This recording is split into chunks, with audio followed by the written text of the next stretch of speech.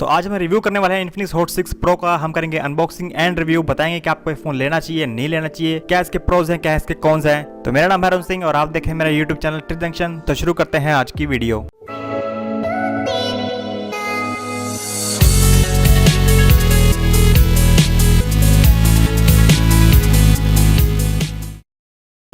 तो ये है हमारा Infinix HOT 6 Pro जिसका मॉडल है 32GB रोम 3GB रैम। नीचे की तरफ आपको मिल जाते हैं barcode number made in India, और यहाँ आपको देखता है HOT 6 Pro, और पीछे की तरफ आपको देखते हैं स्पेसिफिकेशन, जैसे 18 का डिस्प्ले है, ड्यूल कैमरा है, स्नैपड्रैगन का प्रोसेसर है, 4 mAh की बैटरी है, 4G वोल्ट है और face lock manufacture made in India. नीचे तरफ आपको यहाँ मिल जाता है इसका प्राइस 7,999 रुपये। और चलिए बॉक्स को ओपन करते हैं। तो बॉक्स में आपको मिलता है एक सिंपल चार्जर जो बाकी फोनों के साथ होता है। साथ ही आपको मिलती है USB केबल जिससे आप इसे कनेक्ट कर पाएंगे, जो कि फ्लैट केबल है। साथ ही आपको मिलता है एक बेसिक सा कवर मोबाइल को अपने प्रोटेक्शन करने के लिए। आपको मिलती है सिम इजेक्टिंग पिन। साथ ही आपको मिलता है Infinix का वारंटी कार्ड, और आपको यहाँ साथ में मिल जाता है एक बेसिक सा स्क्रीन गार्ड अपने मोबाइल की स्क्रीन को प्रोटेक्ट करने के लिए, जिसकी क्वालिटी हल्की सी लो है। तो यहाँ आपको हेडफोन नहीं मिलते हैं, तो वो तो आजकल कोई भी कंपनी आपको हेडफोन नहीं दे रही है। तो यहाँ आपको एक HD स्क्रीन मिल जाती है 1809 की। पीछे की तरफ देखें तो आपको मिल जाते हैं ड्यूल कैमरा 12 मेगापिक्सल और 2 मेगापिक्सल का LED फ्लैश के साथ। बीच में मिल जाता है आपको फिंगरप्रिंट सेंसर, Infinix की ब्रांडिंग, और सामने तरफ आपको कैमरा मिल जाता है 5 मेगापिक्सल का, वो भी LED फ्लैश के साथ। एक यहाँ मिल जाती है सिम ट्रे, तो इसको आप इजेक्ट करते हैं अपनी सिम इजेक्टर पिन से। तो यहाँ आपको 3 स्लॉट मिल जाते हैं, 2 में आपकी डलेंगी सिम, माइक्रो सिम, और एक आपको मिल जाता है SD कार्ड का स्लॉट, यानी आप SD कार्ड एक साथ चला सकते हैं 2 सिम के साथ। तो चलिए हम फोन को फटाफट सेटअप कर लेते हैं। तो पहले हम फोन को ऑन करते हैं। ऑन करने में लिखा आता है Infinix, और यहाँ आता है पावर्ड बाय एंड्रॉयड, और फोन स्टैंड यहाँ आता है XOS Hummingbird, जो कि बेस है आपके एंड्रॉयड ओरियो पे, यानी एंड्रॉयड 8.0 पर। तो यहीं तो इसका मतलब आपको यहाँ एंड्रॉयड 8.0 इंस्टॉल मिल जाता है। 8.1 का अपडेट आपको बाद में इसके अंदर मिल जाएगा। तो यहाँ हम फटाफट अपने फ़ोन को सेटअप कर लेते हैं।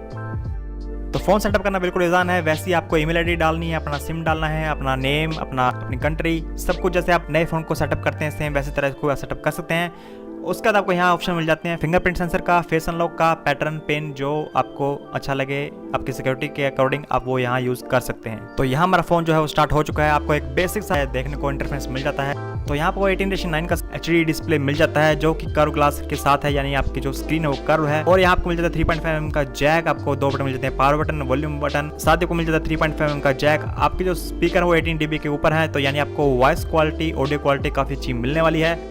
तो यहाँ आपको CPU मिल जाता है स्नैपड्रैगन का 4 कोर वाला अप टू 1.4 GHz का, 3GB रैम मिल जाती है, 32GB रोम मिल जाता है, 4000 mAh की बैटरी मिल जाती है, फेस अनलॉक मिल जाता है। तो मेरे ख्याल से काफ़ी अच्छा फोन साबित हो सकता है। लेकिन जो प्रोसेसर है वो काफ़ी ओल्ड है, स्नैपड्रैगन 425 का चिपसेट लगा हुआ है, जो काफ़ी पुराना चिपसेट है।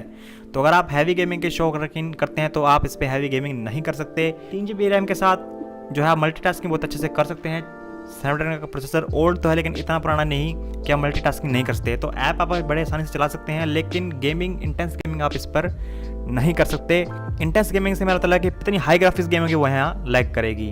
बात करते हैं इसे कैमरा की, तो पीछे की तरफ आपको मिल जाता है यहाँ 12 मेगापिक्सल प्लस 2 मेगापिक्सल का ड्यूल कैमरा, जिससे आप फोटो काफ़ी अच्छी क्लिक कर पाएंगे। साथ ही आपको यहाँ मिल जाता है पोर्ट्रेट मोड, जो सिर्फ रियर कैमरे में यूज़ होता है।